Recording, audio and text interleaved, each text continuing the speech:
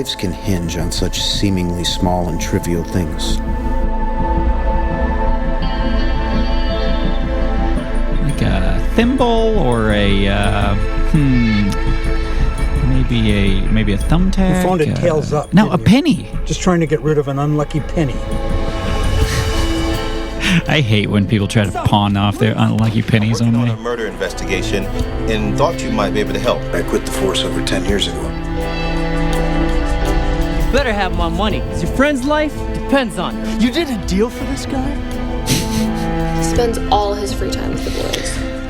Business hasn't gotten any better, I take it. I said I'm doing what I can. How do I win her back? I mean, I'm trying.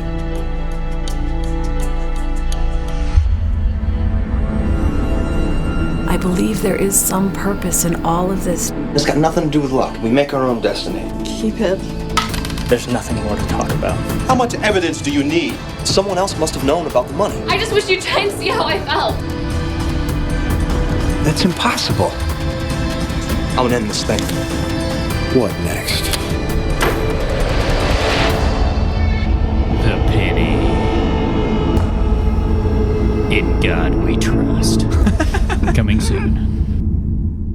That reminds me when I was working at the grocery store one time when I was 16, this guy was like, don't give me a penny. Pennies are bullshit. Go to penniesarebullshit.com. I've never been there though, so I don't know what it actually is. This is a movie made by the penny lobby. Yeah. After they went to that website. The libertarians have their hands on everything.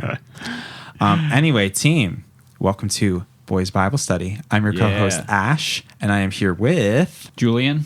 Oh, fuck. I meant to say the joke. Welcome to Boys Bible Study. I'm your co-host, Ash, and I am here with... Don't you wish you knew? Oh. Julian. And I'm Scott. Team, sometimes the mundane things in life can be more powerful than we imagine. This is the story of how an everyday object brought seemingly unrelated lives together in a very magical way. This is the penny. This will really make you think next time somebody tries to give you a bent penny and you say, what the fuck is this shit? And you throw it right back in their face, as everybody's normal reaction is. Yeah, well, of course. Any red-blooded American would do that. Judging by this movie, the one thing that is guaranteed to piss somebody off is to give them a penny. Yes.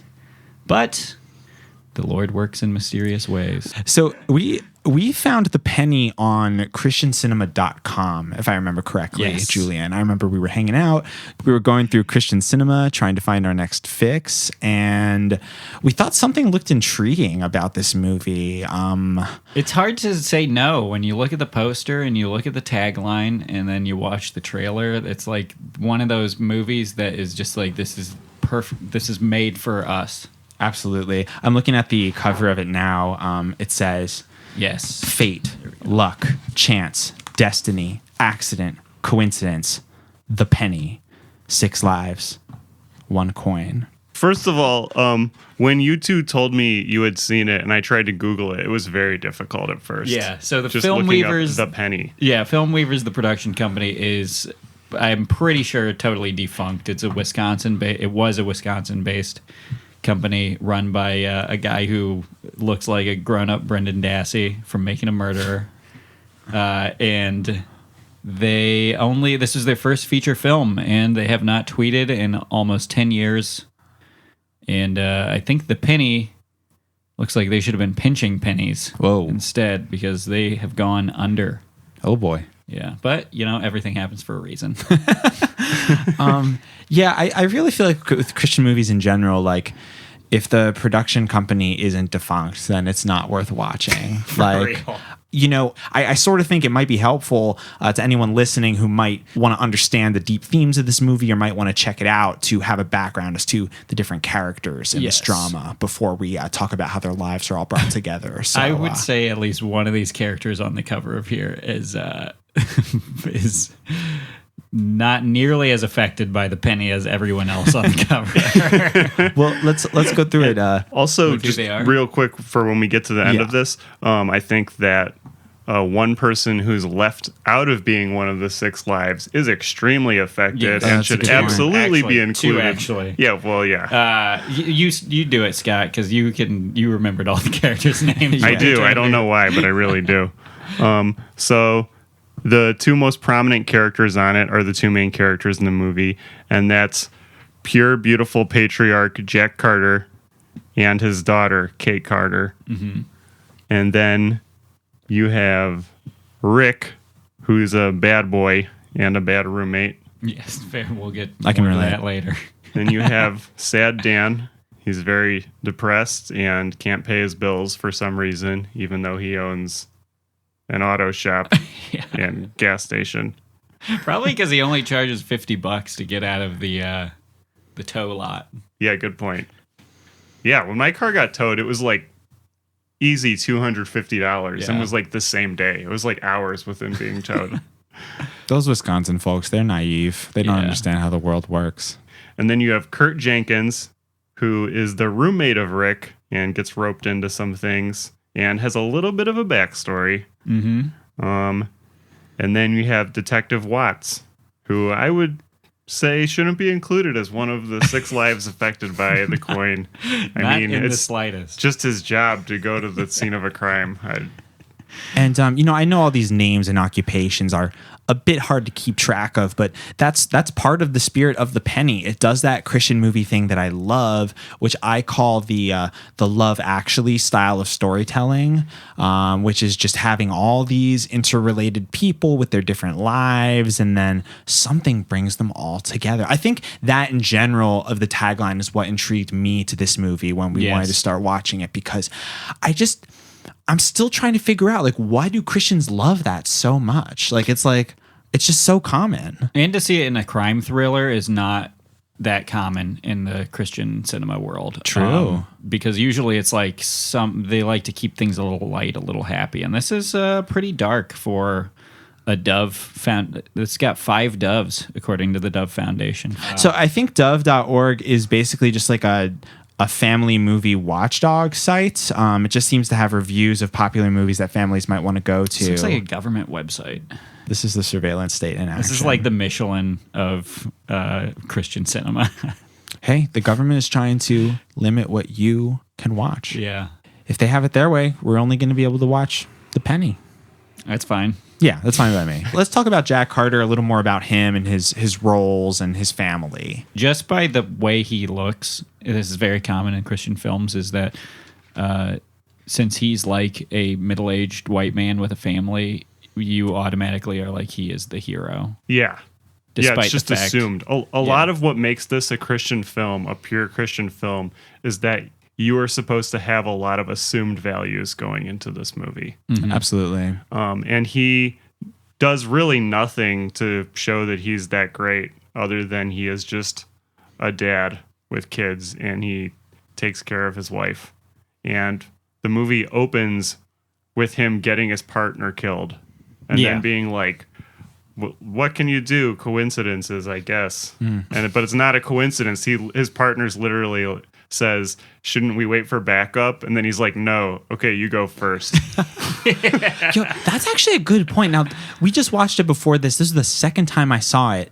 But you're right. The whole rest of that's the first scene of the movie. The whole rest of the movie passes, so you as the audience member are kind of like sympathetic to him and dead into the idea of what actually transpired with him in the beginning. But straight up, he made so many fucked up mistakes. Like, they're trying to, break up this crime in action. He's like, his partner's nervous. You go first. And then on his way there, he kicks a bottle, which creates a huge noise. And I don't know. And then he lets one of them go. Yeah. He lets the kid go, and he's like, okay, well, I'll have my partner get that. Nothing to do with the penny. That would have been the perfect thing to tie the penny into somehow. Yeah. This penny. That was a big part of the reason why I thought the movie should be called The Bottle. Yes. Yeah. Exactly. Because it happens twice. It happens again when they're. When did the bottle happen again? Oh, yeah. The guys, when they're about to break into the car, they slip over a bottle for no reason. Really? Yeah. Ah, shit, I missed that. And he's Yo, like, keep it this down. movie should have been called The Fucking Bottle. Yeah. Damn. Or The Lock. Yes. Whoa. So the Jack Carter hates his daughter, even though he doesn't realize it. But he just berates her all the time, which is... Should we get into that, or do we? Yeah. wanna keep let's talking about Because it? this has definitely to go do there. with the whole family situation and him being right no matter what he does.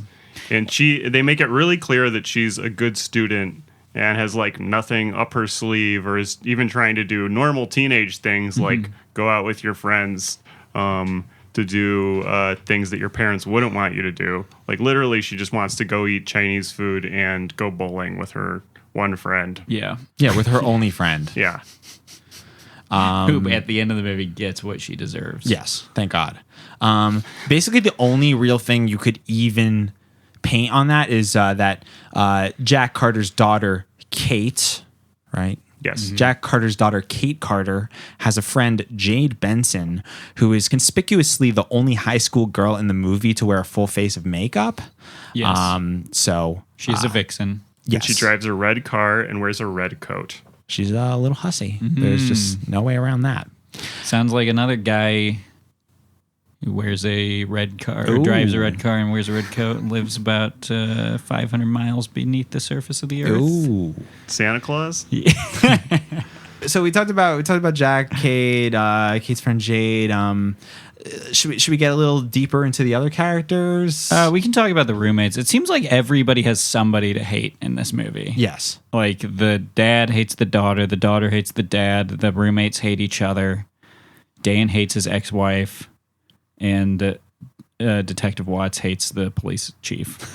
Even when the employees are talking to each other, it's just like everything's just like passive aggressive. Yes. Everyone talks to each other in this weird passive aggressive way. Everyone just like resents each other. I think that's supposed to be like humor, just sort of like, oh, we all have those days, but it's just like a constant tone of every character in the movie. It's like It's really tedious. All the characters are just walking like sarcasm is my second language t-shirts.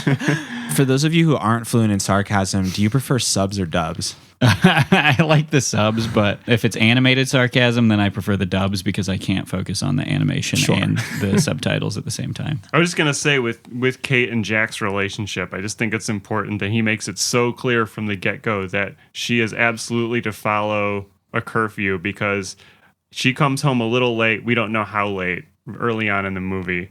And then he's like, I thought I could trust you. I guess I need to give you a 10 p.m. curfew. One of the most important themes in this movie is teenage girls in general, and how they're not to be trusted, how their behaviors, even if they don't realize it, can lead to ruin. Kate and Jade are getting together working on a science project, and this sets up one of what I think is supposed to be a running gag of the movie, which I think is just so cliche Christian movie, which is like, Kate and Jade are working on their science project, and Jade is just sitting there applying makeup the whole time. And there's this moment where, after spending literally the entire scene running the same circle of eyeshadow around her right eye, she says, "Do you think my eyeshadow's on too dark?" It's just supposed to be one of those moments where adults are like, oh, we know it's too dark, honey.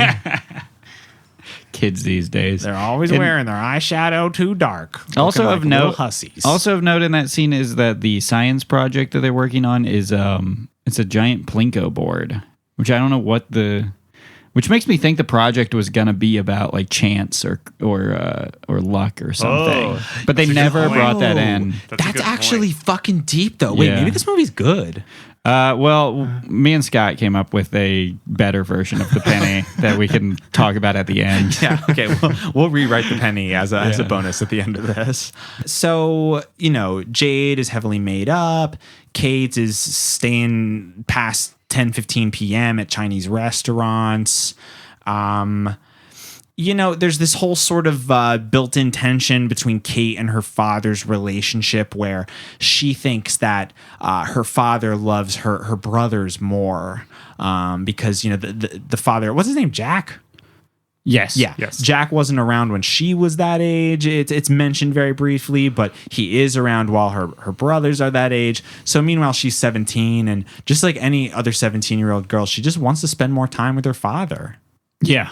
And he doesn't understand that for a guy who is haunted by the death of his partner every day, you'd think he would realize that like your actions have long-term consequences, but he can't understand why she would still be upset that he wasn't around when Kate was a child. Because the mom even tells him that she's pissed off at him because he wasn't around when she was a kid, and his response is, "But I'm around now." I love it. And he's so whiny. God.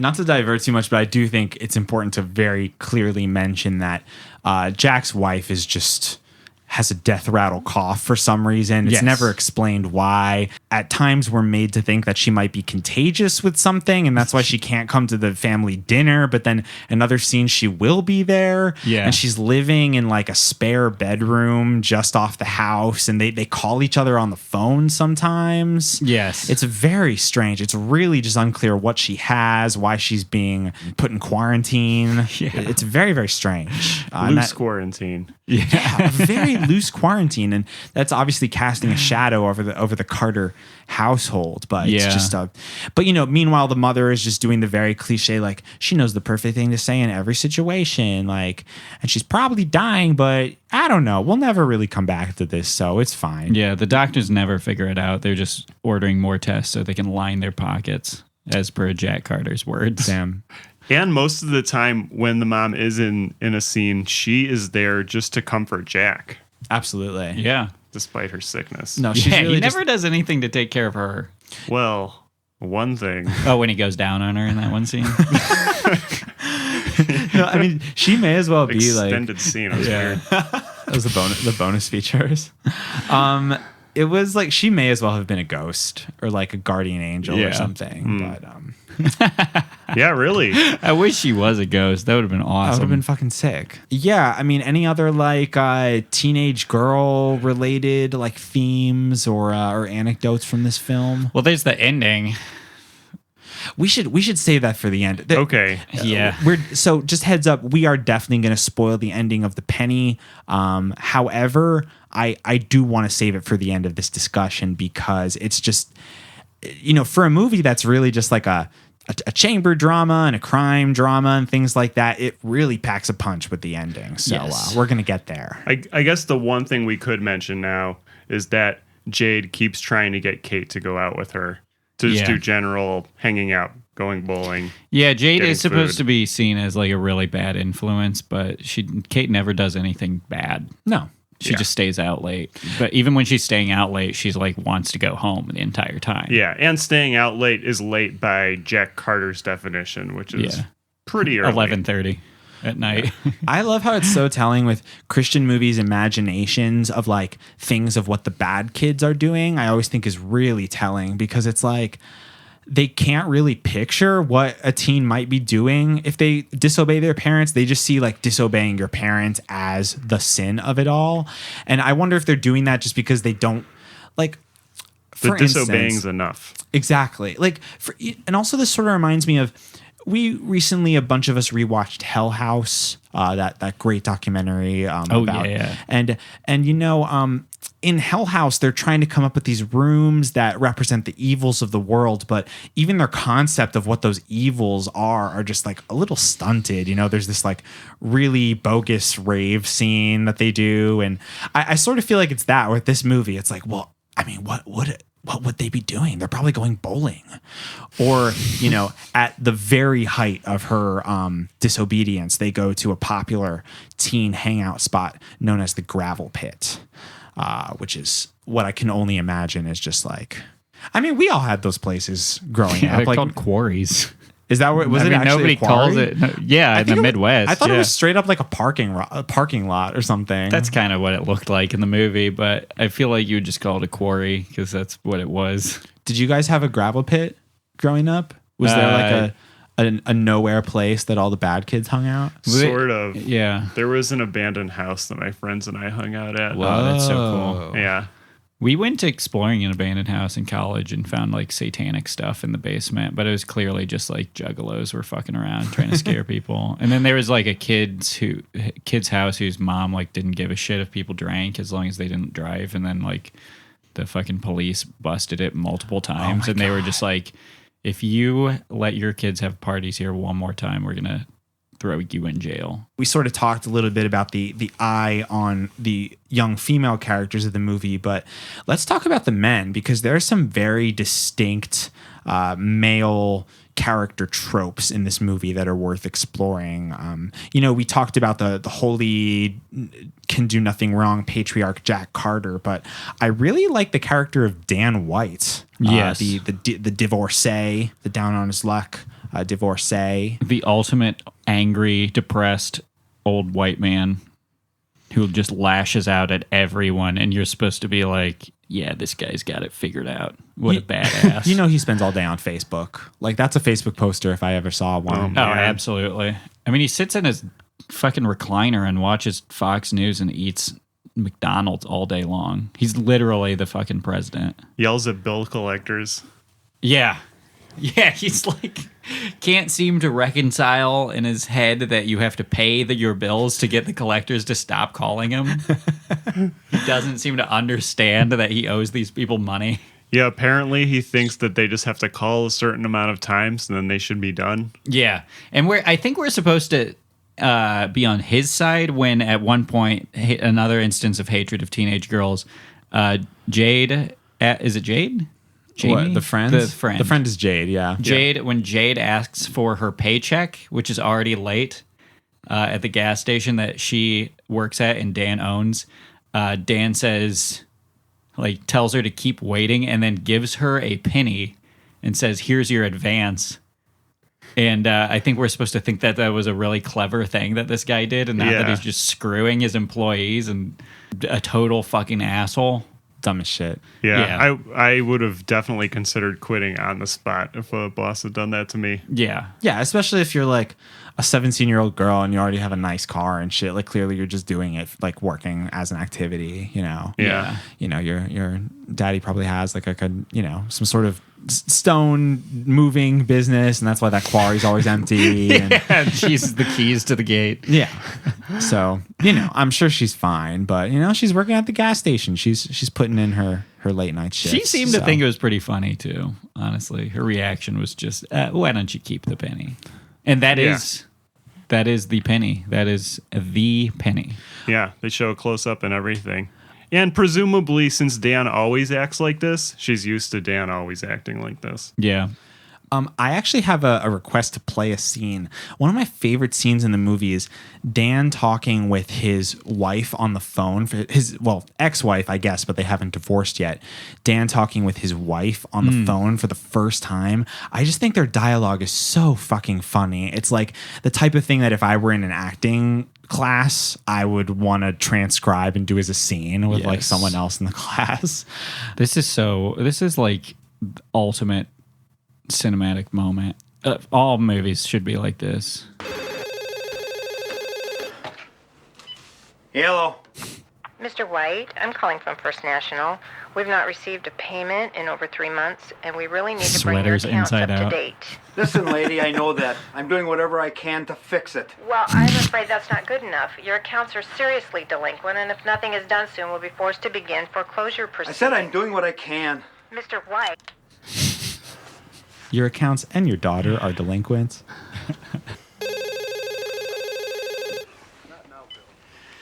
Do you people ever give up? Dan, before you hang up, Oh, hi, Gene. Thought it was another one of those bill collectors. Gene Siskel. Kind of wish it was. sorry to disappoint you. It's just me. So, how have you been? I've been better. Business down at the station hasn't gotten any better, I take it, huh? What makes you say that? Well, you said that you You're thought such it a was sad Bill ass. Lecter. Why should I tell you anyway? Because I care about you, Dan. And I'm your wife. You mean ex-wife? We're not divorced yet. In fact, that's actually what I called to talk to you about. What's there to talk about? My lawyer and I are meeting with you on Friday at 2:30.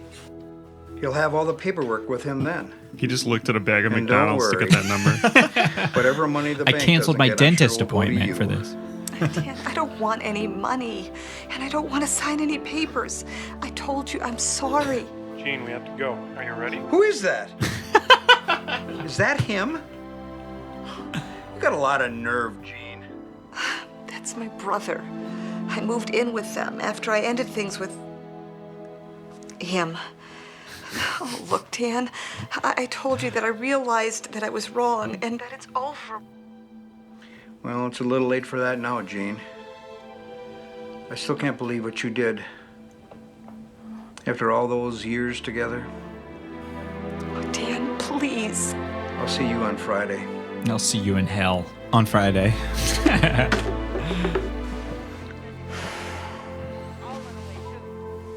Classic. Ugh, greasy McDonald's mouth. When he says him, when they both say him, I keep thinking they're talking about like the Holy Spirit or something. Yeah.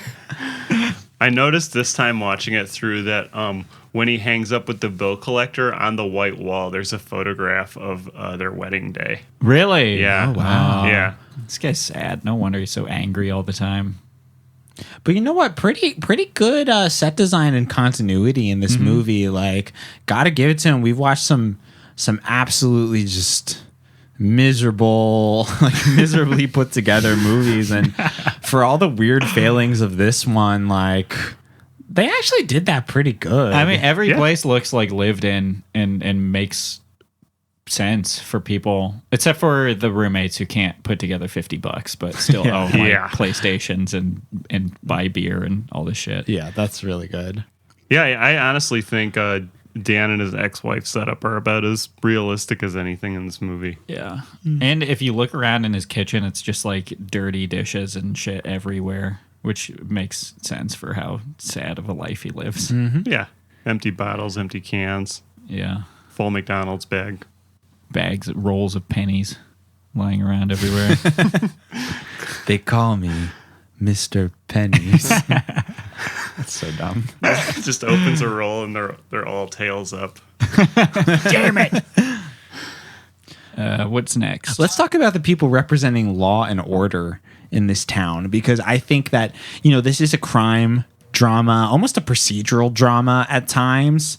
And, you know, we sort of get a little behind the scenes, cops' offices, one detective in particular. And I just think it's really funny the way that they think that that law works in this movie. Detective Watts is investigating the two roommates who may or may not be connected to a dead body found in the dumpster outside of their apartment. And he is just something else. I don't even know how to describe it. You know what? Could we play that scene when he's first interrogating the two roommates? Yes. I think that would be really helpful. When he's like, "You're not taking the trash out today." Yeah. I think that's great, because that's the thing about this movie. Like, there's parts of it that are really competent, but there is a huge uncanniness in the way it looks and sounds and the way the actors are, and it's really helpful to hear it for yourself. Yeah. And then we should talk about the most famous. I just got here. The greatest scene with Detective Watts. Yeah. He just popped up into frame. He just like stood up into frame. I didn't even notice that. Wait, go back to it. I just got here. Yeah. Okay. Hold on. They're ready for you now. All right. Okay, let me call you back. So the body showed up sometime before 5 this morning. Yeah, like I told the officers this morning. It must have. The dumpster was empty last night. And you found the victim just after 5 a.m.? Yeah, man. You just happened to be throwing your trash out in a dumpster then? What else do you do with your trash? It's kind of early to be taking the trash out, isn't it? Like they say, the early bird gets the worm. Or in this case, a dead body. Shut the fuck up, asshole. You didn't see anything or anyone else? Perfectly encapsulates everyone's relationship in this movie. I was kind of freaked out. You ever seen a dead body before, son? Once I did, but it was a long time ago. Ever seen a grown man naked? You never get used to it. Trust me. Yeah. Unless you work at the morgue or... Yeah. Thanks for your time. Well, it seems like he did. He seems pretty cool about the whole thing. Yeah. Dude, why didn't you tell him about the note? Shut up, man. He's like 2 feet away. They're yelling at each other. So that, coupled with, I think the very next time we see him, he is looking at some paperwork, holding a cup of coffee, and someone knocks on his door, and he like gently spills coffee, very deliberately spills coffee on his desk, and then sops it up with a bag of evidence. Also, when his like secretary, whoever she is, like the person in the office assisting him, comes in and is like, "Oh, I think you should know. Like, we found this at the scene of the crime." Like 4 days later, it's like a cell phone. Yeah. I don't know. I just thought that was so funny. It's never brought up again. The cell phone. Well, because they got the list of calls that were made on it, or something, my or bad. to it. I think made to the cell phone. Yeah, but still, it's To and like from. I think that Detective Watts just sits in one dirty office all day working on one case. Yeah. And he doesn't even have all the details of it. And that's why, when he tries to get a warrant to search the guy's house, he goes to the police chief and he's not given the warrant he wants, despite having some good leads. The chief hates solving crimes, or Detective Watts fucked up so bad the last time that he tried to solve a case that for whatever reason, well, I mean, it is America, so he got to keep his job. Well, sure. But the police chief just is so reluctant to assist him with anything and almost treats him like he's like the crime he's investigating, a murder, is like a complete joke, even though they have a dead body that they found in a dumpster. Yeah. And the police chief is like, "Oh yeah, you really think this is gonna work out for you?" He has like real leads on it. Yeah. Also, like, I mean, this is like this little town in Wisconsin, like. Yeah, one murder would like freak everyone out. Yeah, I would think it's a huge deal. A dead body found in like a random apartment complex. Yeah. Like, that's crazy. That would at least make like news and stuff. There is that one scene where the reporter's investigating and she's like, "The police say they don't have any leads." Turns to her left, "Detective Watts, do you have any leads?" Yeah, and he's like, "No, "I got no leads right now. I'm sorry." And then it's the police chief washing it. And Detective Watts comes in and the chief is like, "Great, you're embarrassing us again, Watts." No wonder he hates him, judging by how he composes himself in front of the media. He probably ruined other evidence by spilling coffee on it in like a past crime. Yeah, he's like in the kitchen and somebody like forgets to put the top on the blender all the way, and he's like, "Oh, don't worry, I'll clean it up," and he just brings out a bunch of evidence and wipes it up.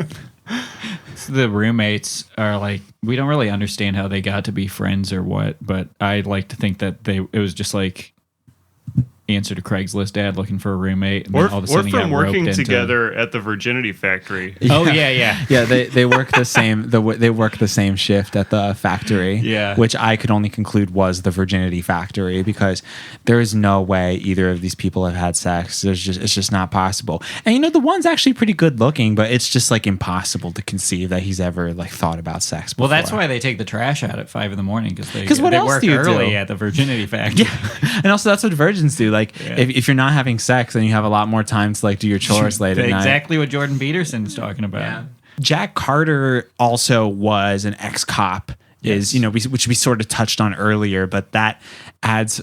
You know what I just remembered they never come back to is that scene where Detective Watts calls Jack Carter and is like, "Hey, there was just a murder. It might be connected to the one where your partner was murdered 10 years ago." And Jack Carter just goes like, "I don't want to talk about it, man," and hangs up. Yeah. Yeah. I think it's for when you rewatch this movie, it's supposed to plant that little seed of being like, "Oh, he's talking about the kid," because it's like a big revelation. Yeah. When it's revealed that the kid at the beginning of the movie is the low T beta roommate. Yes. In case we weren't clear, at the beginning of the movie, the first scene is a moment when Jack Carter's partner gets shot in the line of duty trying to break up a crime, which is all Jack's fault. But, of the people committing the crime, one of them is this like scared looking teenage kid in a hoodie, and Jack sort of lets him go. And For whatever reason. And a little later in the movie, in the spirit of everything being interconnected, the way it is with these Christian movies, we find out that kid, now grown up, is one of the two roommates who are trying to get out of a drug deal gone bad or something. Yeah, can't come up with $50, but even when his life is threatened, he still goes out and buys $200 worth of video games. Yeah, they got that body dumped outside of their apartment because I guess they used to deal drugs in the past and then stopped, but they got a job where they had to, either sell drugs or run some money somewhere, but their car got towed by Dan White's towing company, the guy who works at the auto shop, and therefore the money is actually stuck in the car, so they can't pay back the drug dealer who's threatening them, leaving these dead bodies, threatening to turn them over to the police. So that's just sort of a little in more explicit detail how all of those things are connected to each other. Yeah. Well, another really big theme in this movie that we've touched on so far is the idea of luck, yes, destiny, God's plan, the penny, this mundane object bringing everyone together by chance, or is it? So let's talk about that. Is Mom going to be okay?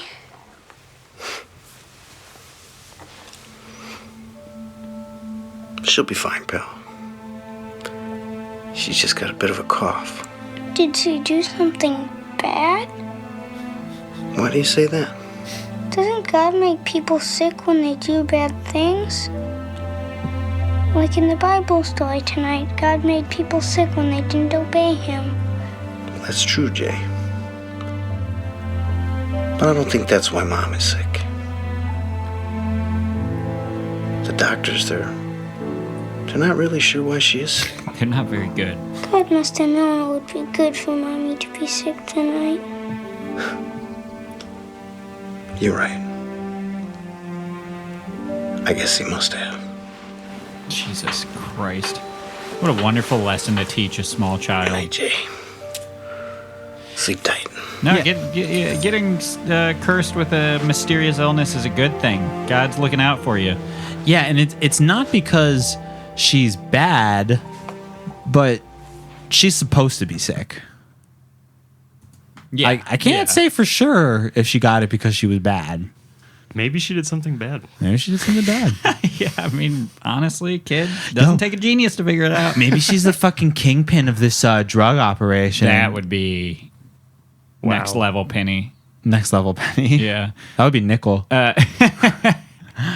There's a lot in this movie about. He says he doesn't believe in luck or coincidence earlier in the movie, even though I think he says it's like bad luck or just a coincidence that his partner died that night. Yeah, that's the first time they talk about this topic is in regards to that. Yeah. And they're suggesting well, what was that bottle doing there? When it's actually it was not coincidence. You made a terrible decision. Yeah, the whole thing doesn't make a whole lot of sense in what the movie actually believes in, because by the end, when it has the voiceover, he is just saying he doesn't really fucking know what he says God's looking out for him, or he says something I don't know if it was luck or coincidence or if it was somebody else looking out, but I'm just glad things turned out the way they did, or everybody got what they deserved. And doesn't make any sense. I guess the lesson you killed your fucking partner. Yeah, the lesson of the movie is kind of just either we're all responsible for what happens, or at least somebody through their actions is responsible for how things go down, or that God is just throwing shit at the wall to see what sticks. Yeah. And it's basically revealed that we're meant to believe that the whole path of the penny was all God's plan, his weird plan, which leads to the better movie idea of the penny. So this movie called The Penny, all about the path of the penny and how it affects everybody. Really, there's only probably about a total of maybe 40 seconds of the penny being on screen and changing hands. Yes. Even though it makes it a big deal whenever the penny's on screen, it really doesn't have a whole lot to do. It changes hands maybe 3 times in the movie and spends almost the entirety of the movie in a take a penny, leave a penny case. It doesn't get enough screen time for the fact that it's the hero. But yeah, we were talking about how this movie would have been way better if it was kind of like that movie Rubber. But with the penny sort of just every once in a while we cut to the penny just rolling down the sidewalk, and maybe in the windows and scenes it's kind of rolling into in the corner watching what's going on. Abe Lincoln's like figuring out, and then he like keeps rolling around, and when it's the gas station holdup, it just like rolls into the store when they're like closing the door, and it rolls up the pants of the one guy holding the gun and just like inserts itself in his ear and blows his brains out or something.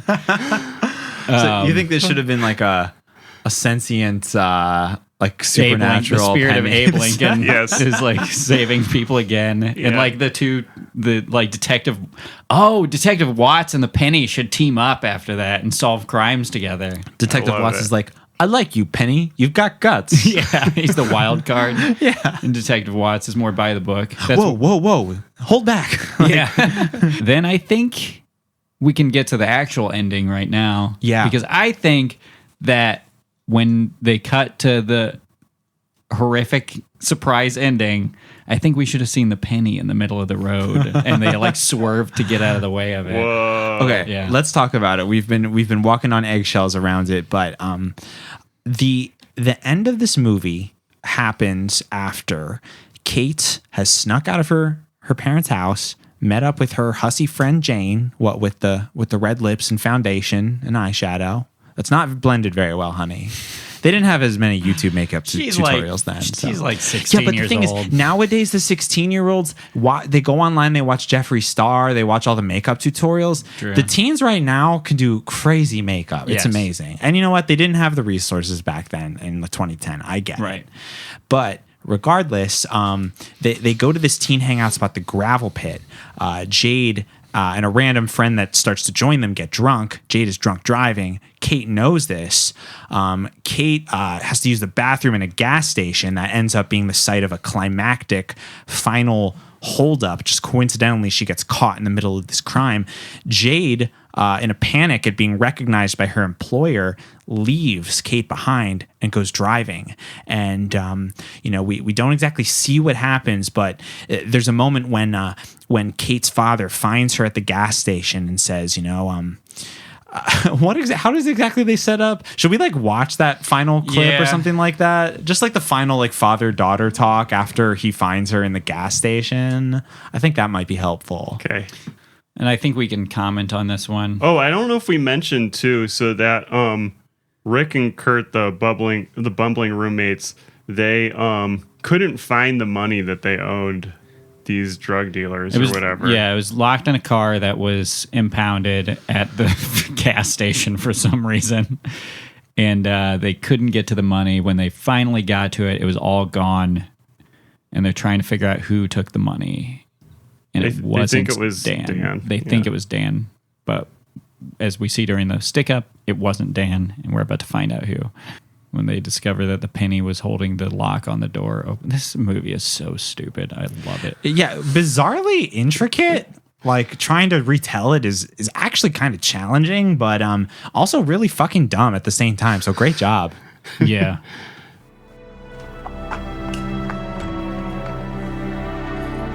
The stick-up's over. They're locking up the gas station one last time. Dan, Jack, and Kate are all there. But the door isn't shutting. Why? The hell? This door used to lock. Oh. Guess who? Honest Abe. Well, I'll be. He did lock the doors. This is the same penny that I think somebody else Jack just had a tried to different give plan. Dan. You don't really at the think beginning of that- the movie, and Dan got really pissed off about it. There it is. That's impossible. I know someone who makes all things possible. Abe Lincoln. That's where I put my trust. That was your joke, Ash. I'm sorry. Oh, listen, we're on the same podcast. We all share jokes. We're basically It all family now. became very clear to me that night. There was someone who knew what they were doing with that bottle so many years Walking ago. away from the gas station. He was the same someone who knew what he was doing when he dropped that penny. I still don't know why Jade left me there in the first place. I'm sure there was a good reason for it. Oh, you know what? I think There were still plenty of questions that hadn't been answered yet. Why did that bullet have to hit Tim? Why was Laura still so sick? And Can you pause it for 1 why second? did Jade leave Kate in the first place? Yeah, pause it for a sec. So why did Jade leave Kate in the first place? The very last time we saw them was when they were trying to figure out where the money went, and we saw Jade and her friend, who her friend has only been in the movie for about 2 minutes before this, cruising down the rural streets with a glove compartment packed with money that she clearly stole from the impounded car. So they get their just desserts here. But I knew those questions would all be answered in their proper time, whether here in this life or in the next. So we're looking at, can you describe this, Scott?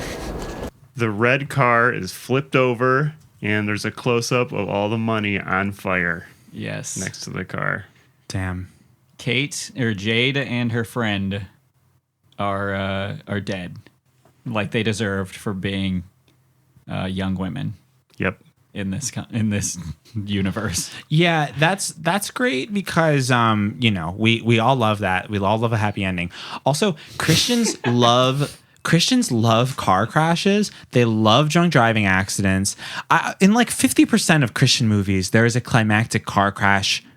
A lot of the times related to drunk driving. Yes. I think because it's like the perfect mundane like microcosm of like the act of God, the thing any God-fearing person could be doing, driving down the road, but then tragedy strikes, you know? So it's just a very interesting trope in these movies. It's like a way in framing it in a way that it's like it was meant to be or something is such a easy coping mechanism for something that's so common in our society that can be traced to like personal responsibility. Like you either have to be, or like maybe there was a fault with the car and the car manufacturer knew about it, or like you were killed in a drunk driving accident, or you weren't looking both ways when you crossed the street. But there is like an element of like somebody fucked up, but you can't comprehend that like a horrible thing would happen to you. So you have to be like, it is God's plan. Yeah. That this person was speeding and they flipped their car. And unlike with Mom's cough, which is just, I don't know why God would do this. We know why God did this to these two teenage girls. Because they fucking, you got 17 years to get it right, Jade, and you couldn't do it. And by that I mean that foundation, honey. Yeah. While the guy, the guy who sent his partner to his death because he couldn't wait 30 more seconds or think of a better plan than to just try and sneak up on the guy with the gun. He is rewarded by having his relationship rekindled with his daughter through a fucking penny rolling down the street. But the girl, the teenager who found out a bunch of money when she was working her job that her boss doesn't pay her and he's an asshole, she stole that money and she deserves to die. Which, I don't know, are we supposed to feel sympathetic for the roommates? Like, were they supposed to get the money and get out of this situation? We're never told what they did to end up in this situation. Yeah. It was just a deal gone bad. Jack is his new job, delivering mail for the neighborhood. He takes off his glove to pick up a penny off the sidewalk. What the fuck? I think it's important he physically handles it. Yeah. Huh. What a strange thing to find on the sidewalk. Morning. I can always trust you to bring me more bills, can't I? It's a fucking job. Here. Maybe this will help with those. What? Everybody. I don't think a penny's going to help a whole lot. That You know what they is say, so insulting. Penny saved is a penny earned, right? You phoned it tails up, didn't you? I think so. I knew it. Just trying to get rid of an unlucky penny. Thanks a lot. Oh, why don't you read what's written on the front of that, Dan? It says, "In God we trust." I don't even believe in luck. He's like a completely different person in that scene. That must have been like the first scene they shot in the whole thing. Yeah, and then they rewrote everything. He's like dumbfounded to find a penny on the floor or on the outside floor, whatever you call that. And he's so nice to Dan. And then he's like, "Just my luck." And he says, "Huh, I don't even believe in luck." Like, when does he ever act like that in the rest of the movie? I don't know. He's just, that's just his work personality. Yeah, that's true. We all live different all lives. gotta Like put a on penny, we all have two faces. Wow. Damn. Yeah. That's beautiful. Thanks. I stole that from Batman. I feel like we said a lot. Might be time to wrap stuff up here. Yeah. I kind of wanted to close with one of my favorite Bible verses that I think really it came to mind when with regards to the character Jade, the very done up young woman who dies in a fiery drunk driving accident at the end of the movie. This is Revelation chapter 17, verse 3 through 5. So he carried me away in the spirit into the wilderness, and I saw a woman sitting on a scarlet beast, which was full of names of blasphemy, having 7 heads and 10 horns. The woman was arrayed in purple and scarlet, and adorned with gold and precious stones and pearls, having in her head a golden cup full of abominations and the filthiness of her fornication. And on her forehead a name was written, Mystery, Babylon the Great, the mother of harlots, and of the abominations of the earth. Wow. Dang. That actually fit the movie pretty well. Yeah, that's why she had to die. Yeah. She was Babylon. So the penny, I give it 100 pennies on the dollar. You can't beat that exchange rate, folks. Yeah. Nothing to shake a Bitcoin at here. What y'all give it? 8 out of 6 lives. Yes. I thought that movie fucking sucked, and I loved it. It was great. I'm so glad we watched it again. But great talking with you boys. Likewise. I hope everyone listening Same time next week. Yeah, I hope everyone listening will join us again for a future edition of Boys Bible Study. Forgive me, Father, for I have sinned. I feel your love in me, it's coming from within. Oh my God, my devotion is so unwavering. Divine emotions when you enter me. Every day